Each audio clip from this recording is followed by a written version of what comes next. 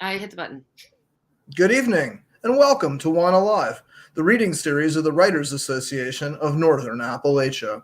I'm your host, Damian Dressick, and this is your other host. Christina Fasonic. How are you, Damian?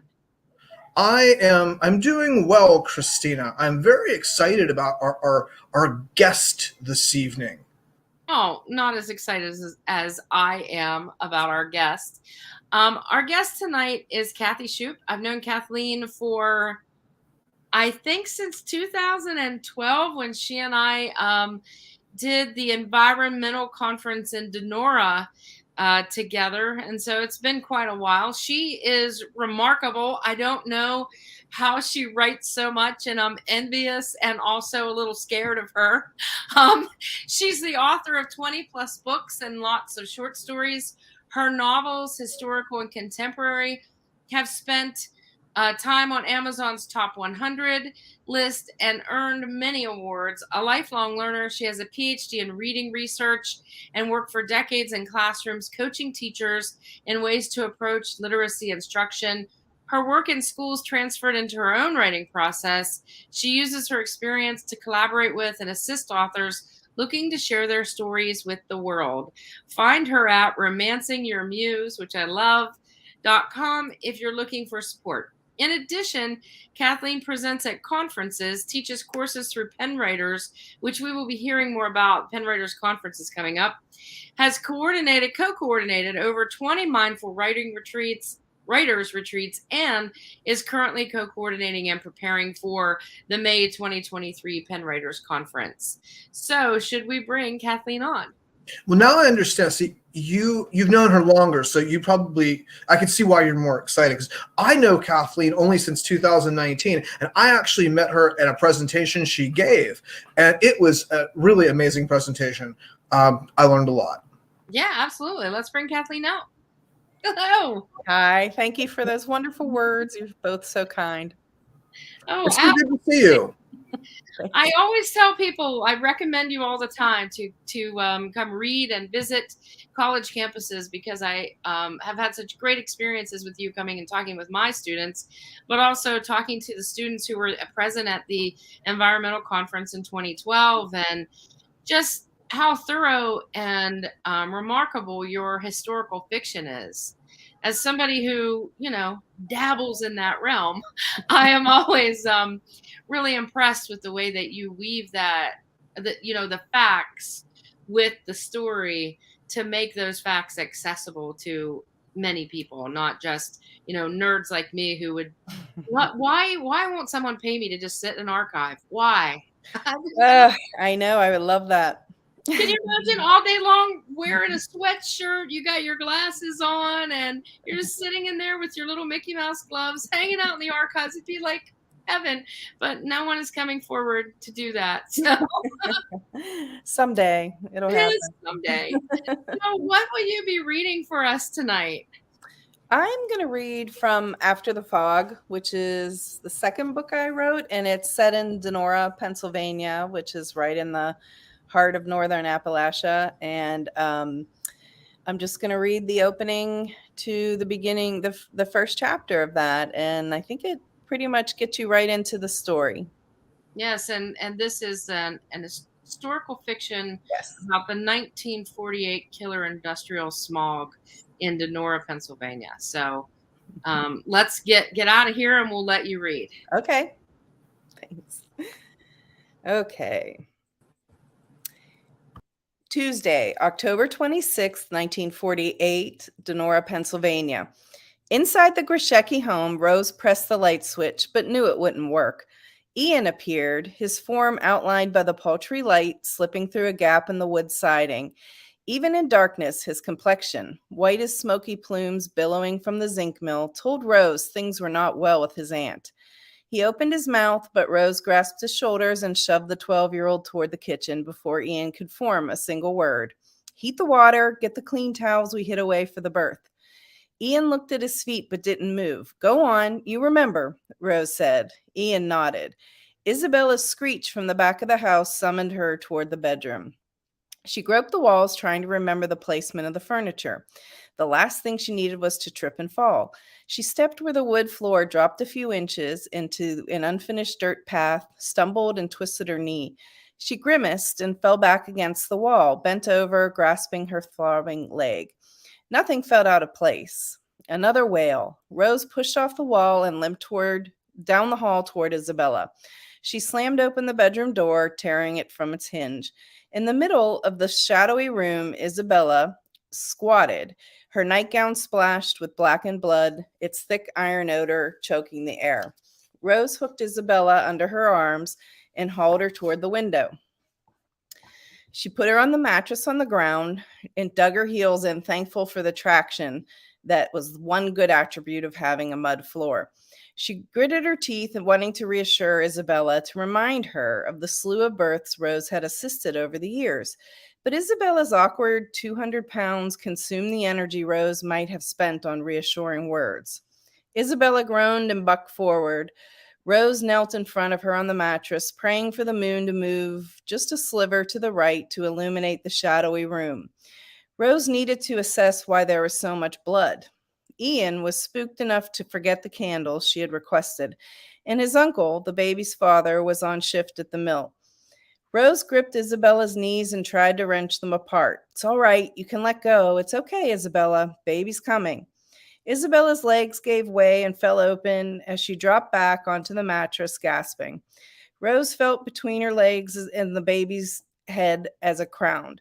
She felt a surge of panic at Isabella's sudden silence, but pushed her fear away. Rose supported the baby's head and reached for Isabella's hand. She squinted, trying to gauge if Isabella's nails had blued from the lack of oxygen, but it was too dark. "You all right? Baby's here. Prop yourself up. You don't even need to push. He's coming. The baby slid out, bringing the usual tumble of cording, but so much more. Rose thought she was witnessing the birth of triplets. So much flesh falling through her fingers in the darkness. The rush of blood warmed Rose's knees, saturating her uniform as if it were consuming it. Her breath tripped and sputtered as she fumbled through the mass of expelled tissue and peeled the baby away. She flipped the body over, whacking its back. Part of Rose understood what she was experiencing, but in the darkness, she could pretend. "It's a girl, Isabella. Your baby girl's here, just like you wanted. A girl to stay by your side." Rose worked quickly, firmly opening the baby's airway and bracing her against her chest, warming her back to life. The baby was definitely full term, but too thin and not breathing. Heart stilled. Rose cursed herself for not forcing Isabella to take the labor inducement, but the woman thought God alone had the right to induce anything. "Auntie Bella?" Rose snapped around. She hadn't heard anyone come into the room. Ian stood there, a nearly invisible form holding fresh bleached towels that glowed in the twilight. The image of a happy birth flashed through Rose's mind, a plump pink baby and a healthy mother. Rose's heart heaved at what Ian was about to understand. She waved Ian to her. "I need you to hold this little princess while I tend to your aunt and get the scissors from my bag." He nodded, handing over the downy towels, and dashed to Rose's bag. She didn't have time to tell him how to be sanitary when handling them, too busy toweling the blood and fluid from the baby's eyes, her own burning from the emotions she was stuffing away. Ian dashed back with the scissors, thrusting them in front of her face. "She's okay, right? Both of them?" Rose laid the baby on the towel, not saying a word, and cut the infant's cord. Next, she swaddled the baby and handed her to Ian. She shuffled him toward the chair across the room and ordered him to sit, fearful he might pass out, afraid if he wasn't in the room, she might. Rose resumed her attempts to stop Isabella's bleeding and rouse her with soft words, knowing the woman died with the birth of her daughter. Even without surgical lighting, Rose saw the woman's uterus had been expelled with the baby, and even in a hospital, it was unlikely she would have survived. "Sweet Isabella," Rose whispered, wiping the woman's hair from her brow. "I'll put in a call to Dr. Bonarotti." She wiped her hands on the uniform's apron, angered the physician hadn't made it to the birth. "No phone, Nurse Rose," Ian said. "Remember last time these guys came down in the house for..." Ian began hyperventilating, his body shuddering, bouncing him out of the chair. His desperation jolted Rose's own grief. She dashed toward him, grasping his arms. "That'll be enough, Ian. I need your help." He looked up, saliva at the corner of his mouth like a rabid animal, and she grabbed him from the chair and hugged him so tight he choked. She held him there, baby between them. Rose eased the pain with the warmth of her skin, hoping that she could stave off the sadness he'd feel as he grew up without his aunt.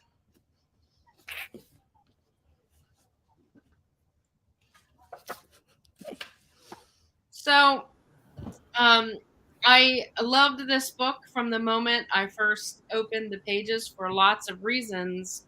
One, because I feel like it really gave us what it was like to feel that time period when, for what our audience doesn't, if you don't know about the story of the Denora smog, there was an inversion where the pollution from the mills in Denora were going up into the atmosphere, but for lack of a better scientific term, the atmosphere was too heavy.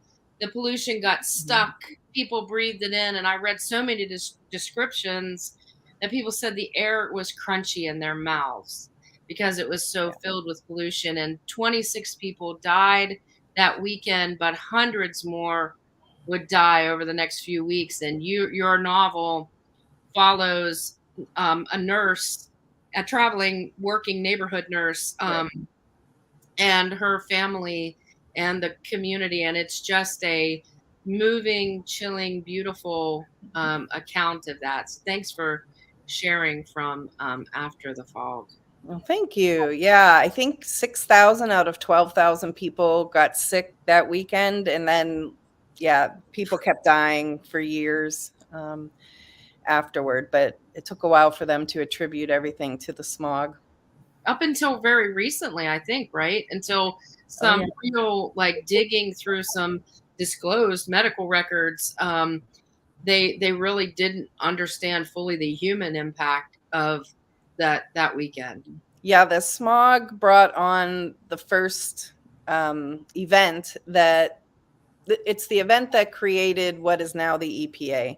It's the first time they investigated an industrial accident and looked at how something like that smog affected the people living in town. And it's interesting because a good proportion of the people who lived in Denora were immigrants, and they came there to escape, really grinding poverty in their home countries. And so they didn't want to lose their jobs. So not everybody who they interviewed, they sent nurses from Washington, D.C. to interview people and things like that. And not everybody wanted to talk to them. And there was a faction, though, who were up in arms about the smog, and they really did believe at that time that it had something to do with everybody dying. So, and thank goodness for the ones who did speak out, or we wouldn't have the records that we do today. Yeah, and there's still, I think, a large chunk that is not public. Anything that U.S. Steel has is still its own private, store of documents. Somehow I'm not surprised. The good and the bad. I mean, that's the trouble. And that's what's the town experienced was, like I said, so many people, even when I was writing this and, they were doing the commemoration in 2011, or maybe it's 2010.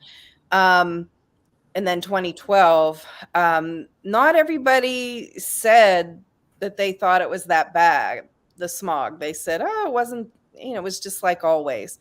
But then you had the other people and, all those firsthand accounts that are in the newspaper from those times that contradict that. So, and the bodies. I mean, I know. So the 26 who died right away, that for a town the size of Denora, 26 deaths in a few days was very abnormal. It's hard to dismiss that.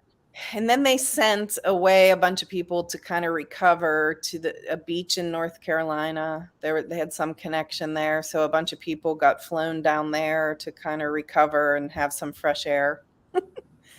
So, as soon as I think, Halloween, they finally shut down, or maybe they were going to shut down, and then the rains came and finally shifted the air so they didn't have to shut down, because they couldn't shut totally down, or the all the apparatus, it would crack if it cooled too much. So from the business side of it, they were very torn, and then from the health side of it, those doctors were they thought the answer was very clear: shut everything down. But I think they shut it down a little bit to like a slow heat, or but not the whole thing. So Yeah.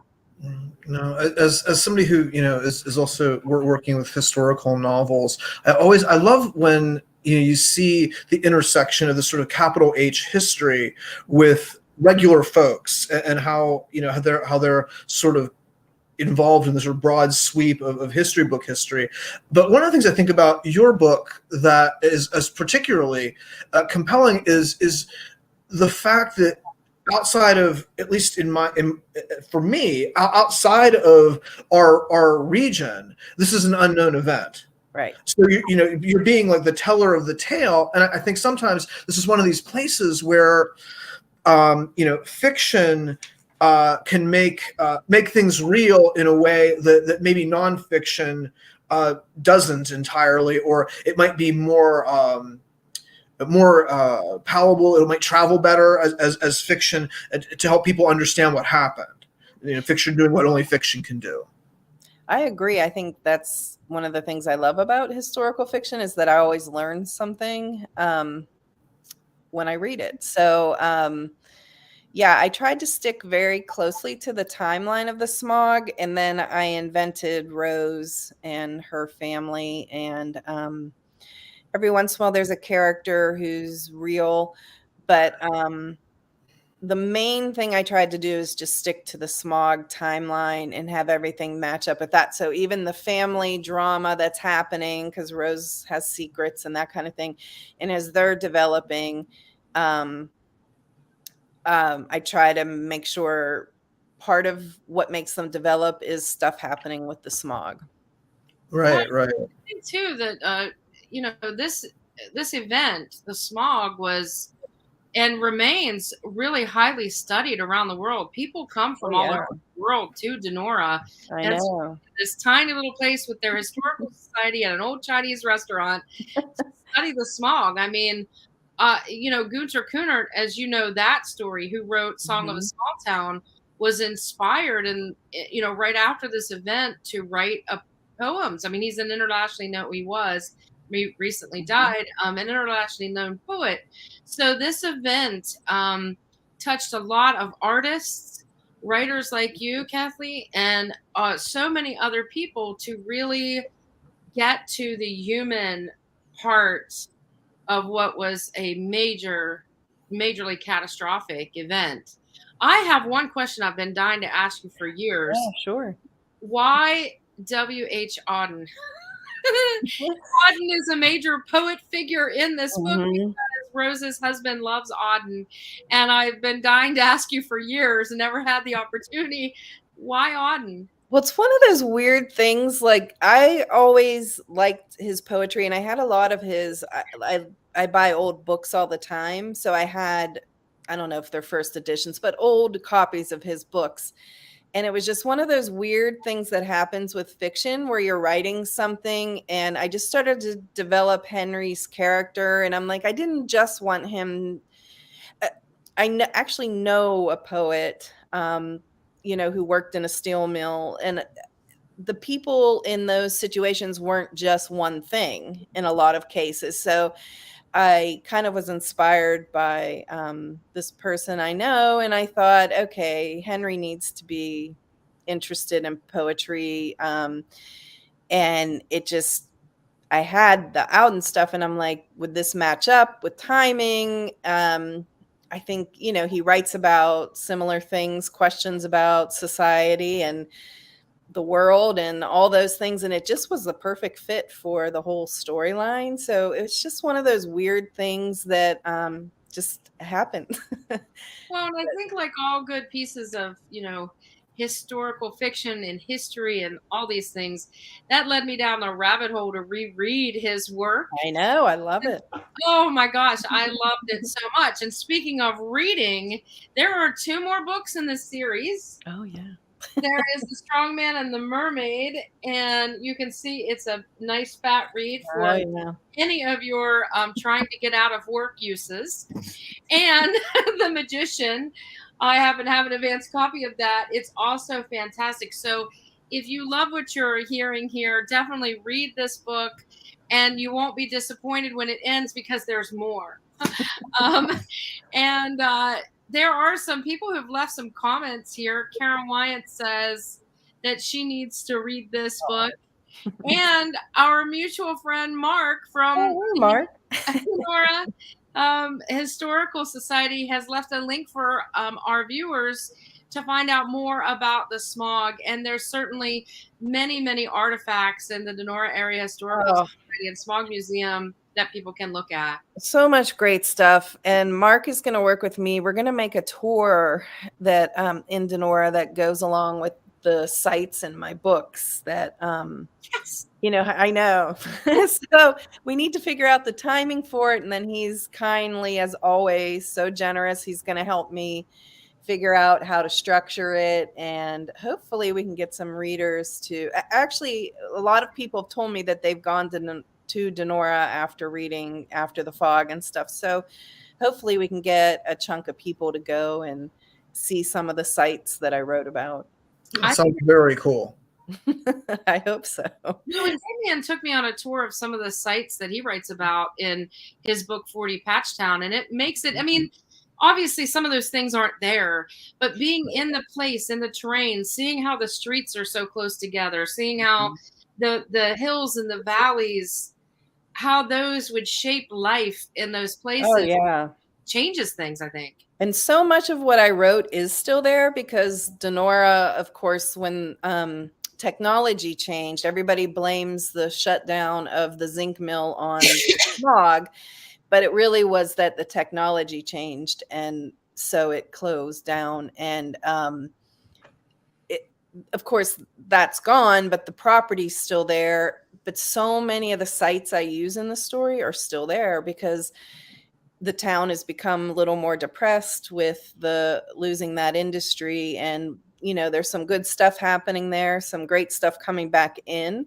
But I think it takes a while to, you know, get ramped back up to where you once were. But there's so much stuff that's actually still there. And when I pick a house for somebody in the book, the house is there. So we actually could show houses. And well, and Cement City's there, and you can take a tour of that. So yes.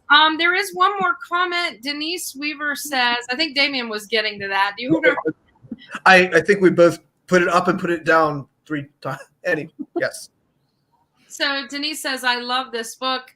The story is haunting and stayed with me long after reading. And that's my experience of this book too. In a way that the events, the facts alone, I mean, they would have stuck around in my academic brain, but in my heart part, I might have lost some of them. And so it really resonates. So before we go, you were going to tell us about Pen Writers. Yes, Pen Writers. Yes. Okay. Pen Writers is an organization, and it really serves mostly Pennsylvania, but there are tons of people nationally who come because it's divided up into sections, this writers organization in Pennsylvania, but one of the sections is actually outside of Pennsylvania. So whether you live here or not, you are welcome to join Pen Writers and also come to the conference. But it's a multi-genre organization, so no matter what genre you write in, there's something for you. But the conference is May 19th through the 21st, plus there's some intensives on the 18th. But it is fantastic. Lisa Klein Ransom is the keynote speaker on Friday. Madhu Wangu is the luncheon keynote, but there are so many great writers and academics coming to teach throughout. I think we have 60 workshops, so it's well worth it. And it's just a nice chance to network and actually meet other authors and talk to people like that who care about what you're talking about instead of your family whose eyes glaze over. Right? Yeah. It's really a wonderful opportunity.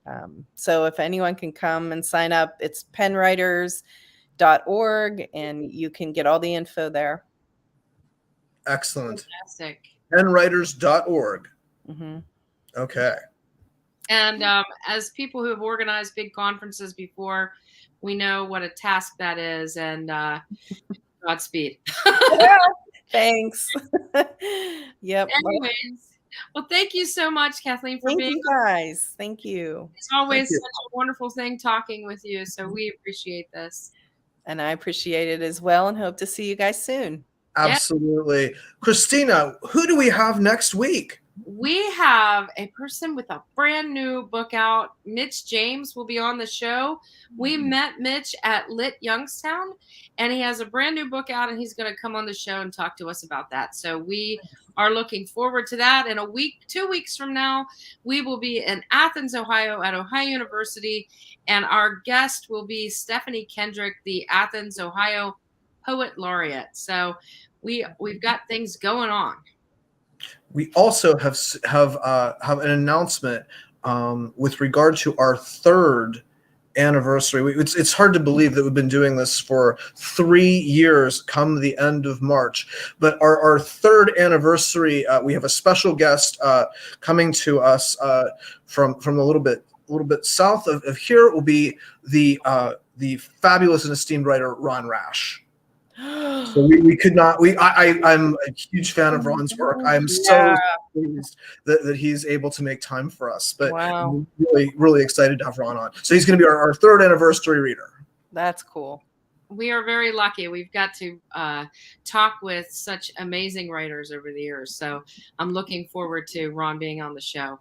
That's awesome. All right. Thanks again, Kathy, for Thank you guys so much. Good night. Thanks for watching. See you next week.